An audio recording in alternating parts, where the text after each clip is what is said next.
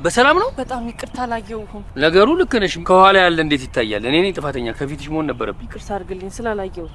የመታሽኝ ቦታ የሆነች ወፍ በላቧ እያሸችኝ ሊል ነበር።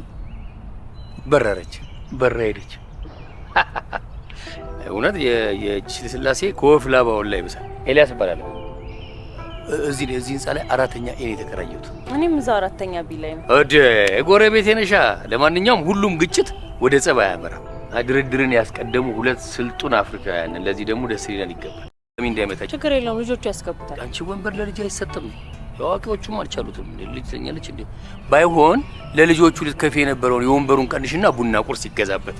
ተስማማን?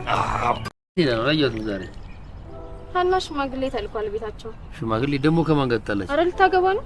ልታገባ? ሀና ሀና ይኔ ስንት ነገር አውርተን ታውጪ። አይ ተይሃና ተይሃና ተይሃና ተይሃና ለተመስገን ገብረ እግዚአብሔር። ለነገሩ እሱ ምን ያርግ? ቴዲ አፍሮ ነው ዝፈን ብሎ ይሰጣል። ለማንኛውም ሰርጓ ካቀም በኋላ ነው እንዳትቀር። የሽምግልና ውጤት ሳይታወቅ የሰርጉ ቀን ከተቆረጠማ አርግዛለች ማለት ነው። ወይ ጊዜ ወይ ጊዜ። ድሮ ተጋብተው ነበር የሚያረጁት፣ አሁን አርግዘው ነው የሚጋቡት።